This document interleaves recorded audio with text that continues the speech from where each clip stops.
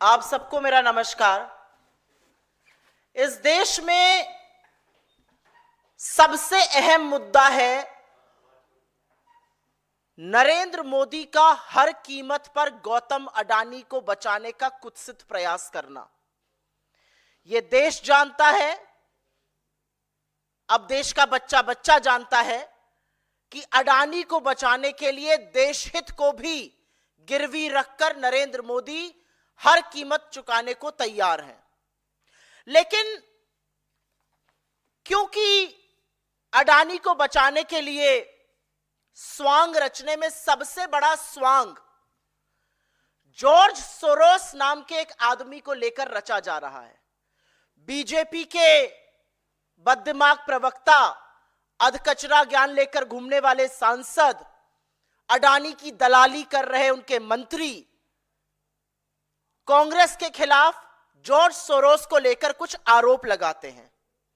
तो आरोपों का जवाब तो हम दे रहे हैं। आज हमारे कुछ सवाल है जॉर्ज सोरोस पर, और उसका जवाब नरेंद्र मोदी को, उनकी पार्टी को और उनकी सरकार को देना पड़ेगा। सत्ता में काबिज रहे आपको 11 साल हो गए। जॉर्ज सोरोस नाम का आदमी अगर भारत विरोधी गतिविधियां कर रहा है, अगर वो भारत की सरकार को अस्थिर करने की कोशिश कर रहा है, अगर वो एंटी एस्टैब्लिशमेंट प्रयास कर रहा है, तो उसका धंधा पानी हिंदुस्तान में आप बंद क्यों नहीं करते हैं? उसका धंधा पानी तो खूब फूल फल रहा है, पनप रहा है। उसको इस देश में ऑपरेट करने की इजाजत क्यों है? आप आदेश दीजिए, उसके सारे बिजनेस यहां पर बंद हो, उसकी फंडिंग बंद हो। स्टार्टअप में फंडिंग है, किसानों को फंडिंग है, स्टूडेंट को फंडिंग है, छोटे छोटे बिजनेसेस में उसकी फंडिंग है, वो फंडिंग बंद करवाइए। आप सिर्फ लफ्फेबाजी करते हैं क्योंकि आपके पास कोई तथ्य नहीं है, और अगर तथ्य होता तो अभी तक आप जॉर्ज सोरोस पर प्रतिबंध लगा चुके होते हिंदुस्तान में। और लिखिए यूएस की सरकार को और कहिए कि एक ऐसा व्यक्ति है जो हमारे देश में अनिश्चितता का माहौल बनाने की कोशिश कर रहा है, भारत विरोधी गतिविधियां कर रहा है, उसका प्रत्यार्पण हो, हम यहां पर उसके खिलाफ एक्शन लेंगे। लेकिन आप ऐसा कुछ नहीं कर रहे हैं। और अब सुनिए नरेंद्र मोदी की सरकार जॉर्ज सोरोस के लिए कर क्या रही है। नरेंद्र मोदी खुद और उनकी सरकार जॉर्ज सोरोस को पैसे दे रही है। और हम बीजेपी की तरह व्हाट्सएप के खर्रे पढ़कर नहीं आते, तथ्य और सबूत लेकर आते हैं। ये तथ्य और सबूत मेरे हाथ में है जो मैं आपके साथ साझा भी कर लूंगी। जॉर्ज सोरोस की ओपन सोसाइटी नाम की जो फाउंडेशन है, उसका इस दुनिया के 68 देशों में प्रोजेक्ट चल रहा है। और उन 68 देशों में जो प्रोजेक्ट है, उसकी फंडिंग, उसकी असिस्टेंस, उसकी एड यूएन डेमोक्रेसी फंड से आती है। UN democracy fund UN secretary general की नाक के नीचे है, यूएन सेक्रेटेरिएट में है। और यूएन डेमोक्रेसी फंड में करीब 45 देश डोनर हैं। और नंबर 4 के डोनर मोदी जी हैं, हिंदुस्तान है। क्यों डोनेट कर रहे हैं आप? आपने 900,000 यूएस डॉलर्स पिछले 8 सालों में क्यों दिए यूएन डेमोक्रेसी फंड को, जो जॉर्ज सोरोस को फंड कर रहा है? सवाल आपसे यह पूछा जाएगा। सवाल पूछा जाएगा कि जो 7 बड़े डोनर हैं यूएन डेमोक्रेसी फंड में, उसमें जापान है, अमेरिका है, ऑस्ट्रेलिया है, जर्मनी है, इंडिया है, स्पेन है और कतर है। इंडिया चौथा नंबर का डोनर है। यूएन डेमोक्रेसी फंड को आप डोनेट करते हैं। यूएन डेमोक्रेसी फंड से पैसा जो है वो जॉर्ज सोरोस को जा रहा है, उसके 68 प्रोजेक्ट्स को जा रहा है, और आपको सिर्फ लफ्फाजी करनी है। क्यों आप जॉर्ज सोरोस को पैसा दे रहे हैं? क्यों आपने 900,000 यूएस डॉलर्स उनको दिए? लेकिन अभी बीजेपी और जॉर्ज सोरोस की जो मिली भगत और कहानी है ना, वो खत्म नहीं हुई है। जॉर्ज सोरोस का हिंदुस्तान में आना हुआ 1999 में। अटल बिहारी वाजपेयी इस देश के प्रधानमंत्री थे। तब वो कुछ फेलोशिप और स्कॉलरशिप जैसी चीजें दिया करते थे। 2014 से उन्होंने ग्रांट प्रोग्राम शुरू किया और जॉर्ज सोरोस की ओपन सोसाइटी का Soros economic development fund SEDF के दो बड़े इन्वेस्टमेंट आर्म, सोंग फंड जो ISB में चलता था और दूसरा अस्पाडा। कृपया फोटोज दिखाना शुरू करें। सोरोस का जो फंड अस्पाडा था उसने करीब $90 मिलियन छोटे उद्योगों में, किसानों के में, स्टार्टअप में, तमाम जगह इन्वेस्ट किए। लेकिन बड़ा पैसा अस्पाडा ने सोशल इंपैक्ट के तहत दो कंपनियों को दिया। ये दो फंड वेंचर्स थे, इन दो कंपनियों को बड़ा पैसा दिया। उन कंपनियों के नाम है नियो ग्रोथ और कैपिटल फ्लोट। और कैपिटल फ्लोट की बात करते हैं। कैपिटल फ्लोट के ये फाउंडर्स हैं गौरव हिंदुजा और शशांक ऋष्यशृंग, स्टैनफोर्ड ग्रेजुएट्स हैं, कैपिटल फ्लोट चलाते हैं। इन्होंने करीब $300 मिलियन, $300 मिलियन की फंडिंग 40,000 छोटे उद्योगों, किसानों, स्टार्टअप ऐसी जगहों पर करी है। यह कैपिटल फ्लोट अब एक्सियो के नाम से जाना जाता है और यह एक्सियो जो है यह फंडिंग कर रहा है। जैसा कि मैंने आपको कहा, यह कैपिटल फ्लोट है। कैपिटल फ्लोट में बड़ा पैसा सोरोस के इन्वेस्टमेंट आर्म अस्पाडा, जो अब लाइट रॉक के नाम से जाना जाता है, उसने लगाया। कैपिटल फ्लोट का नाम अब बदल के एक्सियो हो गया है और उसको ये दो नौजवान गौरव हिंदुजा और शशांक ऋष्यशृंग चलाते हैं। ये दो नौजवान प्रतिभावान हैं। इन्होंने $300 मिलियन इन्वेस्ट किए हैं, 40,000 छोटे मध्यम लघु उद्योगों को दिए हैं। इन्होंने करीब पैसा किसानों को दिया है, स्टार्टअप में लगाया है। ये मोदी जी के दोनों व्यक्ति बड़े प्रबल समर्थक हैं। उनके साथ काफी मंच साझा करते हैं। आपको दिख रहा है इस फोटो में नरेंद्र मोदी, गौरव हिंदुजा, अमिताभ कांत, जितेंद्र सिंह। गौरव हिंदुजा इसके फाउंडर हैं, तमाम मंच साझा करते हैं। उनके दूसरे फाउंडर शशांक ऋष्यशृंग हैं, वो भी मंच साझा करते हैं, खुश होते हैं। प्रधानमंत्री जी से मिलकर ये लोग गौरवान्वित महसूस करते हैं। प्रधानमंत्री इनके कार्यक्रमों में जाते हैं, मंच साझा करते हैं इनके साथ।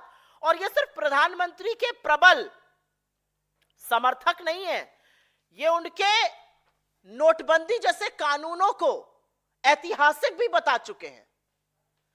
ये गौरव जी का एक ट्वीट मुझे मिला है, एक पोस्ट मिला है कि जबरदस्त आपने फैसला किया है, जबरदस्त फैसला है नोटबंदी का। इस तरह की बातें जो हैं यहां पर आपको दिख रही हैं। Champions of change NITI Aayog का एक फंक्शन था, उसमें कैपिटल फ्लोट के फाउंडर होने की हैसियत से ये दोनों लोग आए थे और वहां पर इन लोगों ने खूब मंच साझा किया, फोटो खिंचवाई, जैसा कि मैंने आपको इन दोनों फोटो में दिखवाया है। एक गौरव हिंदुजा है, एक शशांक ऋष्यशृंग है। ये सोरोस बैक्ड फंड, ये सोरोस के पैसे से पोषित फंड चलाते हैं। और अगर सोरोस देश विरोधी काम कर रहे हैं तो ऐसे व्यक्तियों के साथ आप मंच क्यों साझा कर रहे हैं? और अब आगे की कहानी सुनिए। मंच ही साझा नहीं कर रहे हैं, यह रिश्ता बहुत गहरा है, बहुत गहरा है और बहुत प्रगाढ़ रिश्ता है। शशांक जी का विवाह 2017 में मुंबई में हुआ और इस विवाह में प्रिया शाह जी के नाम की युवती थी, उनसे विवाह हुआ। प्रिया शाह जी राजेश शाह जी की बेटी है और वीरेन शाह जो बीजेपी के कोषाध्यक्ष होते थे उनकी पोती हैं। वीरेन शाह जी वही व्यक्ति हैं जो राज्यसभा सांसद भी रहे और उसके बाद पश्चिम बंगाल के गवर्नर रहे और 2013 में जब उनका निधन हुआ तो तत्कालीन भाजपा अध्यक्ष राजनाथ सिंह जी ने उस पर ट्वीट करके शोक संदेश भी जारी किया था। शशांक ऋष्यशृंग की शादी भाजपा के नेता वीरेन शाह की पोती प्रिया शाह से हुई। उस शादी में लाल कृष्ण आडवाणी शामिल थे। उस शादी में देवेंद्र फडणवीस शामिल थे।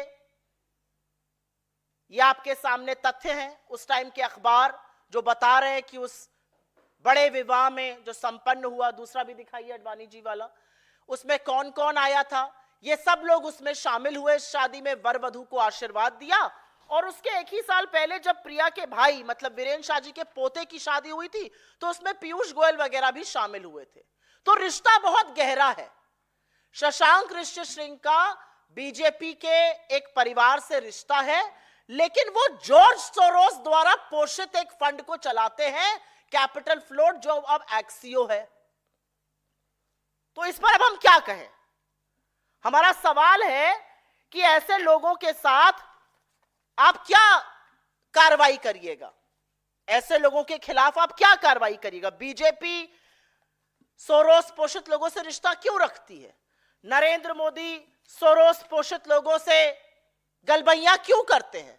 अगर जॉर्ज सोरोस इस देश के खिलाफ गतिविधि कर रहे हैं, तो यूएन डेमोक्रेसी फंड जो उनको पैसा देता है, उसमें आप डोनर क्यों हैं? ये सारे सवाल आपसे पूछे जाएंगे, इस मंच से नहीं, हर जगह से पूछे जाएंगे। और अब क्योंकि दो चार झूठ और बोले गए हैं, तो वो भी बताना जरूरी है। डूबते को तिनकों का सहारा, बीजेपी को फेक न्यूज का सहारा। मीडिया पार्ट लगाइए जरा। एक फ्रेंच मीडिया पार्ट, एक फ्रेंच मीडिया कंपनी है media part, please put media part, the last one. एक फ्रेंच मीडिया कंपनी है मीडिया पार्ट। जब बीजेपी के अधकचरे ज्ञान वाले लोगों ने प्रेस कॉन्फ्रेंस करी और दलाल जो बने हुए हैं सदन में बोले, तो उन्होंने मीडिया पार्ट का हवाला दिया।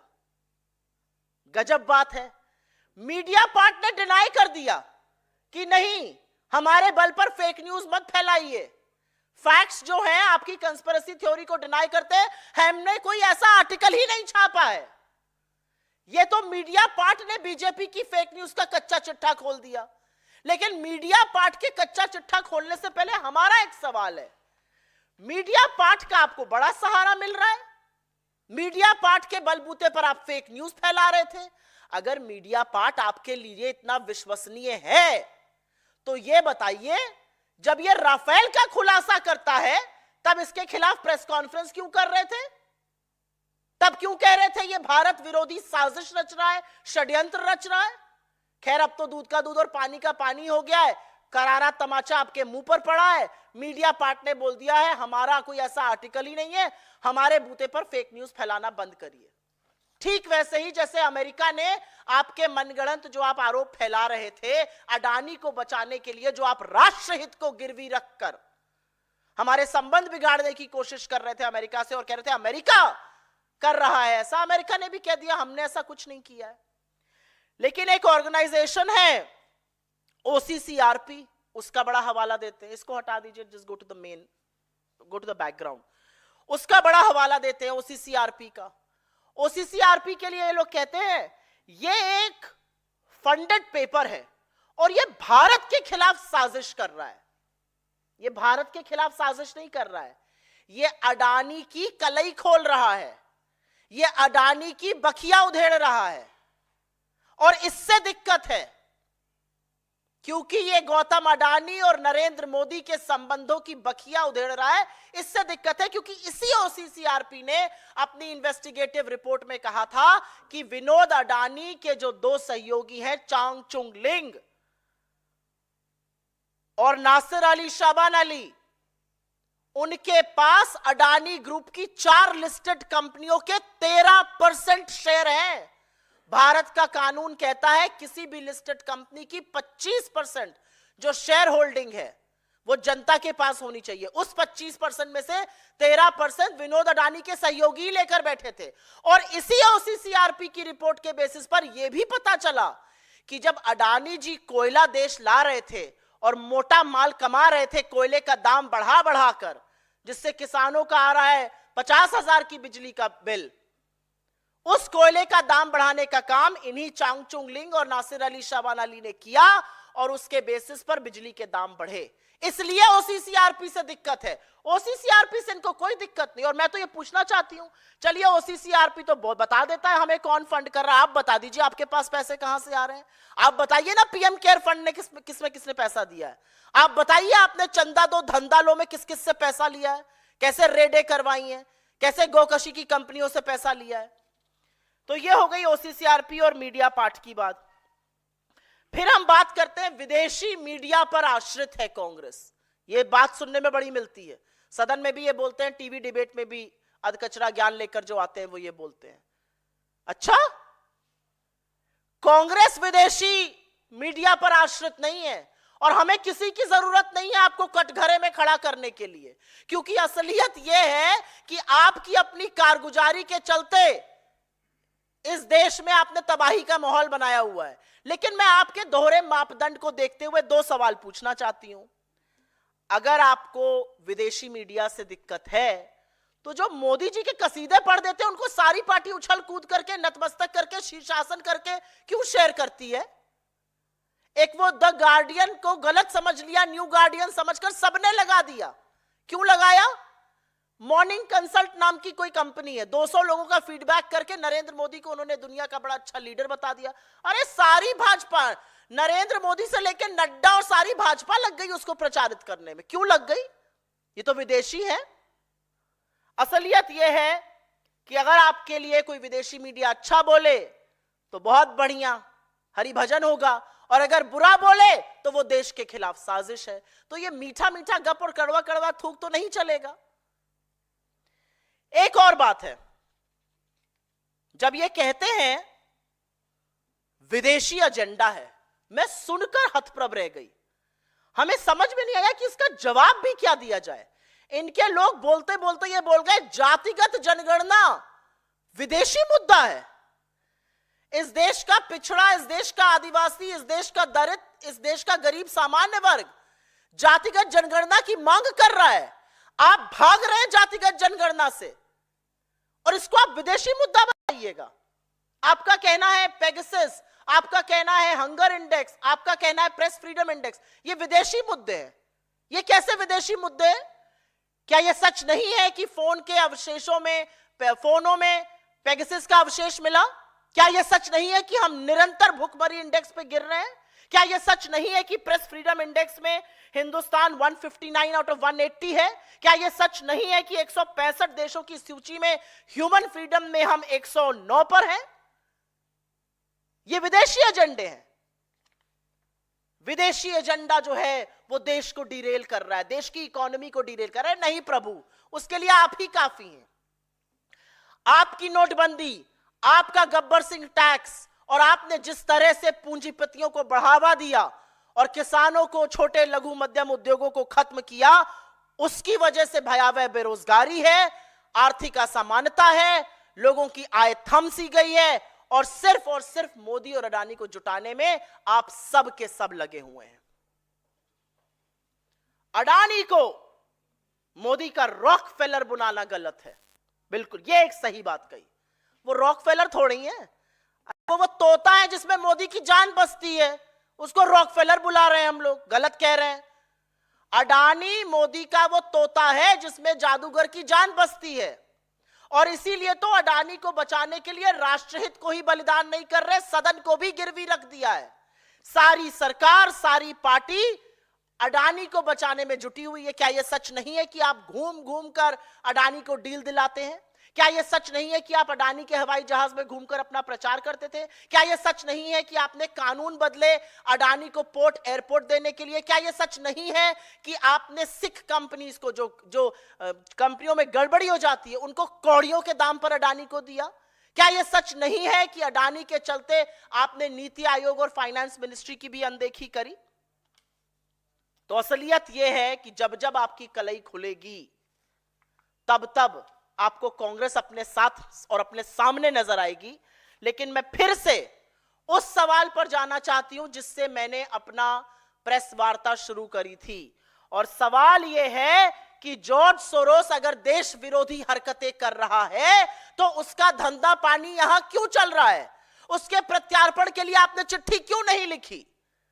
उसके द्वारा फंडेड जो फंड्स हैं, उनके लोगों से आपकी साठगांठ क्यों है? उनके लोगों के यहां शादी ब्याह आपके बीजेपी वालों का क्यों हो रहा है? ये सारे सवाल आपसे पूछे जाएंगे। आपसे पूछा जाएगा कि क्यों आप जॉर्ज सोरोस द्वारा फंडेड लोगों के साथ मंच साझा करते हैं, और क्यों नहीं आप जॉर्ज सोरोस के जो फंडेड फंड्स हैं उनको बंद करवा दीजिए, करवाइए बंद। आज सवाल इस बात का है, व्हाट्सएप के खर्रे पढ़कर आरोप लगाना बहुत इजी है, तथ्यों के साथ और प्रमाण के साथ हमने अपनी बात रखी है। अगर बीजेपी के अंदर दम होगा तो वो जरूर इन बातों का जवाब देगी। I will very briefly make a few points in English just for the benefit of people who are non-Hindi speaking. The BJP is relentlessly trying to save Adani. A really big question is why? Why are you saving Adani? And to what extent are you going to save him? You have decided the parliament will not function. The reality is that it is the ruling party which is obstructing proceedings. It is the ruling party which is asking for adjournment. It is the ruling party which is going in the well of the house. It is the ruling party that's causing disruption. And which is why our democracy is on test.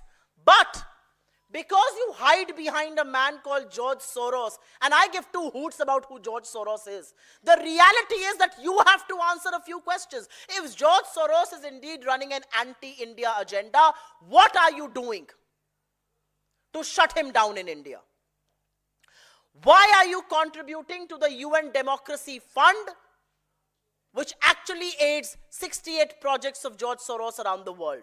Why have you contributed $900,000 in the last 8 to 10 years in this UN Democracy Fund? Why are you the fourth largest donor in the UN Democracy Fund?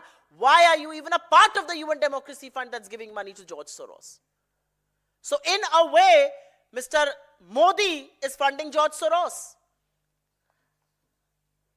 George Soros came to India in 1999. Atal Bihari Vajpayee ji was the Prime Minister of this country. He came to India, he used to give some fellowships and scholarships, but it was in 2014 that his grant program started. George Soros' Open Society has a Soros Economic Development Fund. It has two big funds, Song Fund and Aspada, which is now known by another name. It has been bought over. Aspada, please go to the first one. Aspada was backed by Soros, and this invested money in two big funds, Neo Growth and Capital Float.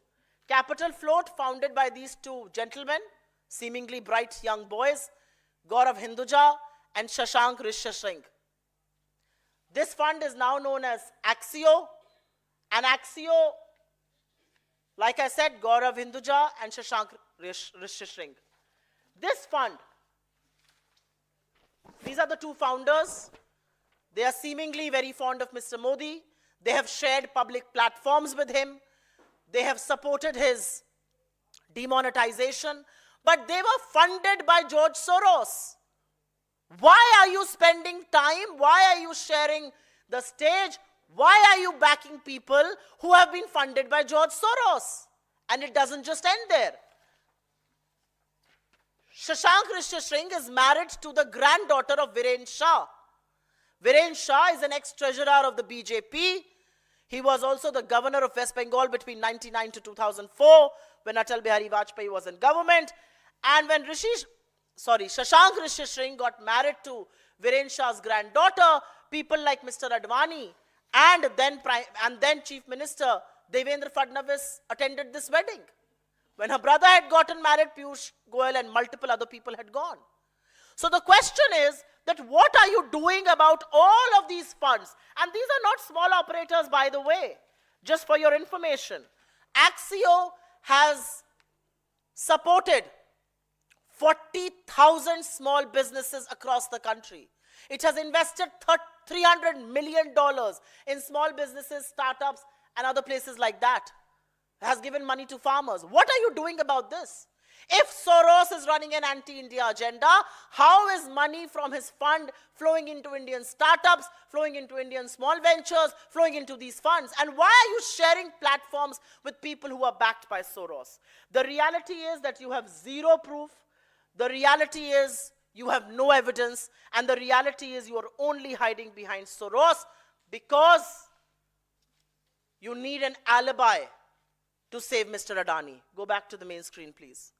And as far as allegations of OCCRP is concerned, OCCRP brought to light how 13% of the public float in 4 Adani-listed entities was held by Chang Chung Ling and Nasir Ali Shaban Ali, aides of Vinod Adani. It also brought to light how coal prices were inflated by these 2 individuals, how prices of electricity considerably went up because of them. Media part, another media organization being quoted by the BJP, has issued a big fat denial and has said that this amounts to spreading fake news because they have never published an article like this. But the counter question is, you want to use Mediapart. Mediapart has called out your fake news. But even before that, if you want to give Mediapart some relevance, why are you not talking about the Rafale scam? Because Mediapart also reported on the Rafale scam. It's very convenient for you to not talk about the Rafale scam. The reality is that whether it is the foreign media, which reports, when it reports against you, is a part of some anti-India conspiracy, but you resort to reporting to foreign media when it talks well of Mr. Modi. From Morning Consult to The Guardian, to anybody who has one good thing to say about the Prime Minister, it will be reported by every BJP handle, every BJP worker, every MP, every minister, everybody. Why? And do you honestly believe that we need foreign media to put you in the dock? Your own policies, your own failures, which have caused joblessness, high prices, income inequality, incomes being stagnant. These are reasons enough to put you in the dock. And which is why we are asking the question, why are you taking attention away from the one big scam that this country must discuss, that Parliament must discuss, that Parliament must know? And that is the Adani scam. The Adani scam, which has raised questions on India's corporate governance, India's credibility of markets, India's rule of law and order, amongst various other things. I will go back and raise the final point that I raised before, that there are people associated with the George Soros Fund, backed by that fund, who are very pally with you, who you support. Why are you doing that? And if George Soros is indeed doing an anti-India activity, shut him down. Why are you not doing that either? Why have you not written to the US? And why have you not asked for custody of George Soros? If he's running an anti-India agenda, have you taken any legal recourse? And the answer to that is a no, because they have no proof and they only want to divert from the issue that matters, and that is the Modi-Adani scam. आपके सवालों का स्वागत है. अगर आपके सवाल इससे प्रेरित रहें, तो मैं शुक्रगुजार होंगी. जी हाँ, बताइए. Ma'am, like you have mentioned that you have all the facts with you. So now, will the opposition accept the demand of the BJP that there should be a discussion upon George Soros within the House?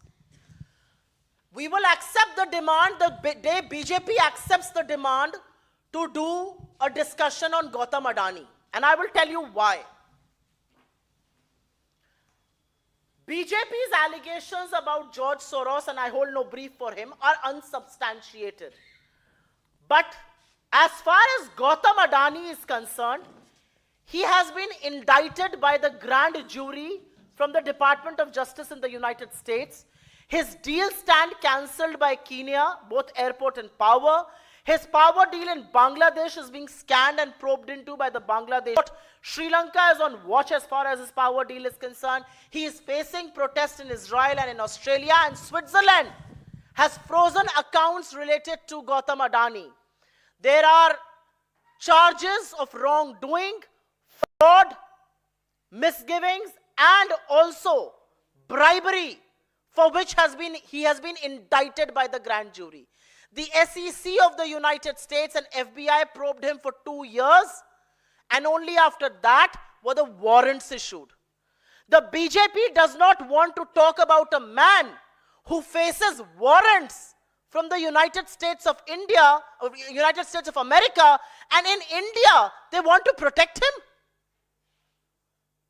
I mean, what sort of logic is this?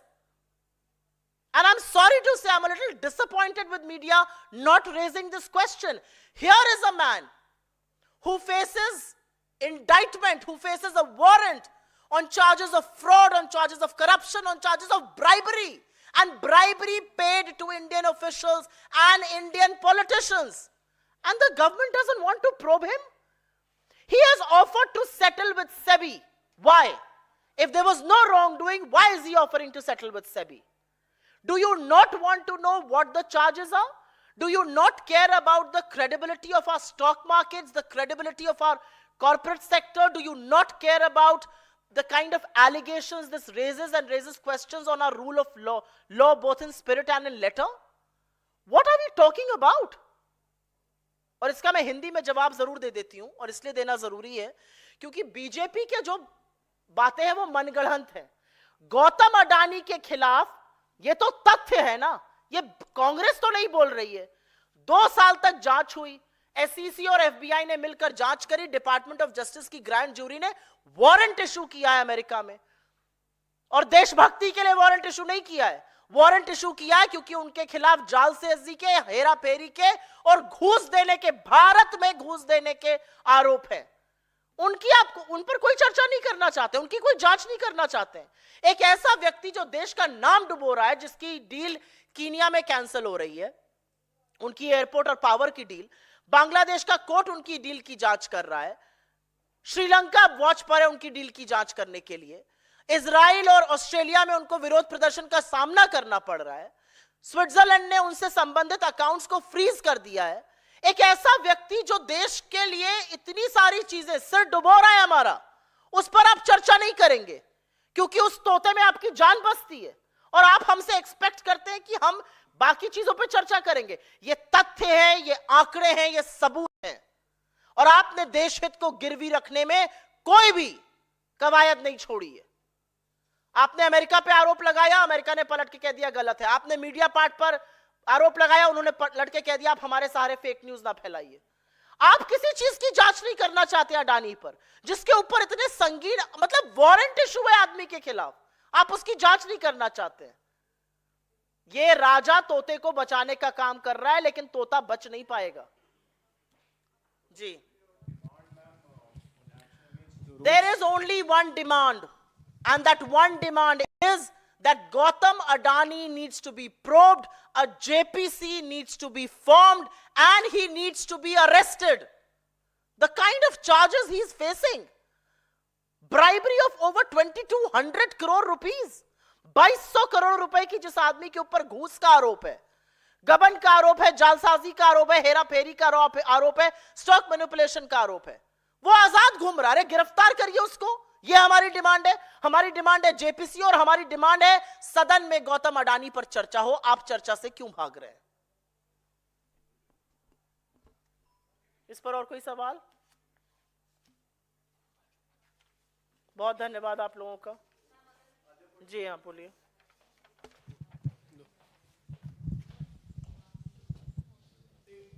हाँ, ये मेरा भी press conference चल रही है, आप लोग बीच में आ गए। हाँ Ma'am, your thoughts on opposition moves no confidence motion against Jagdeep Dhankar. I will briefly explain to you what happened in the house yesterday in Rajya Sabha, the house of the elders. The BJP got into the house, and under Rule 267, they gave an adjournment motion, which was rejected by Shri Dhankar, India's Vice President and of course custodian of Rajya Sabha. This motion was rejected, and then between 11 and 11:40 and 12 and 12:14, he asked every BJP member to rise and speak. The Congress President, the leader of the opposition, Shri Kharge ji, the Deputy LOP, Shri Pramod Tiwari ji, our Chief Whip, Jairam Ramesh ji, Digvijay Singh ji, senior members, all seasoned politicians got up and asked, under what rule are you allowing them to talk? And he did not listen to them. He just allowed them to speak. And this is not one day in the House, this is several days we see this. Every time a member of the opposition opens his mouth and utters the word Adani, he comes down on them like a ton of brick. Nothing will go on record. Nothing will go on record. Why will it not go on record? Every time the Congress president gets up to speak, you interject him. You expunge important portions of his speech. Why? Because he's a Dalit. And I will raise this question because you have a very, very partisan attitude in the House, and members in the House feel obliged to hold you to record. The kind of snidey remarks that you make, we forget about that. But you are responsible for conducting the House in a bipartisan way. You have just chosen not to do that. मैं इसका हिंदी में भी जवाब दे देती हूं. राज्यसभा में आपने अविश्वास प्रस्ताव की बात करी. सभापति महोदय का जो व्यवहार है वो सबने देखा है. जिस तरह की बातें वो करते हैं सदन और सदन के बाहर, पूरी तरह से राजनीतिक, पूरी तरह से पार्टिजान, वो भी सबने देखी हैं. लेकिन मैं आपको कल का एक छोटा सा वाक्या बता देती हूं. रूल 267 के अंतर्गत स्थगन नोटिस दी थी बीजेपी ने, और बीजेपी की इस नोटिस देने के बाद कुछ भी नहीं होना चाहिए था, क्योंकि ये नोटिस अस्वीकार कर दी थी धनखड़ जी ने. लेकिन धनखड़ जी ने उसके बाद 11 से 11:40 और 12 से 12:14 तक एक एक बीजेपी सांसद को उठवाकर बुलवाया.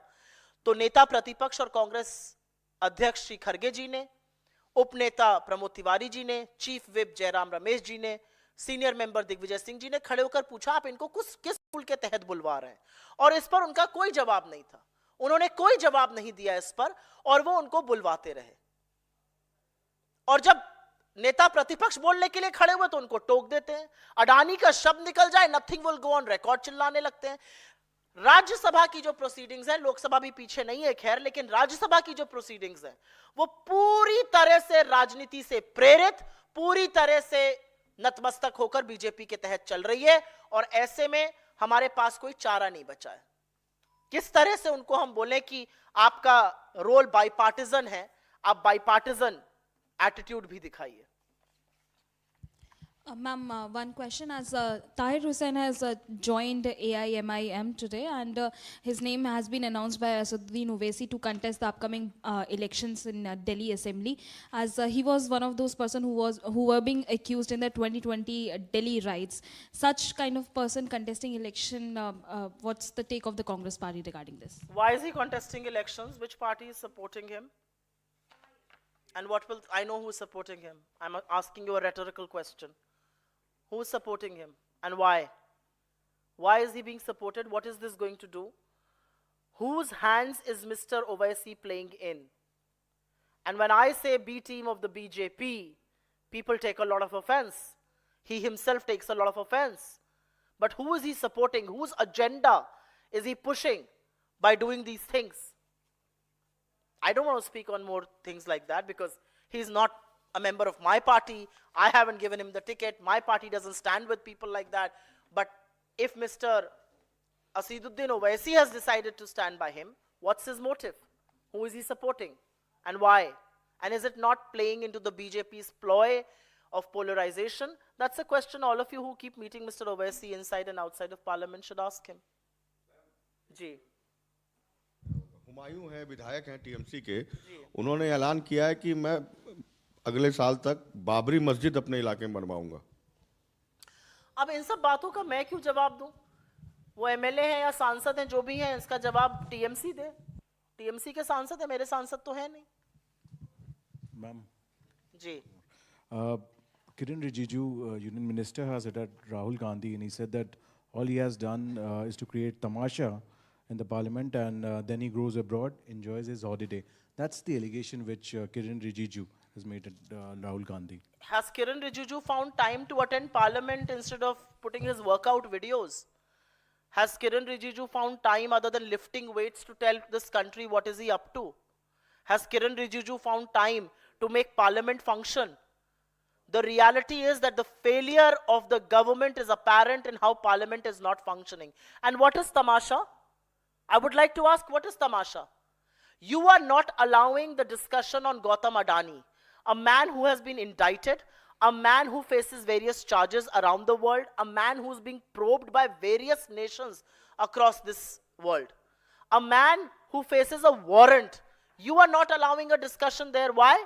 Because he's close to the Prime Minister. Because any discussion on Adani will amount to a discussion on Narendra Modi. And to attract people's attention, to catch their imagination, we are doing very innovative things. Your problem is that everything innovative that we are doing in Parliament, the media is being forced to show this.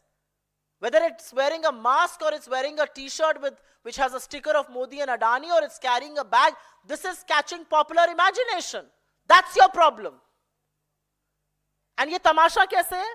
When Atal Bihari Vajpayee comes in a bullock cart protesting against some nominal price rise in fuel, he was doing his democratic duty, and so are we.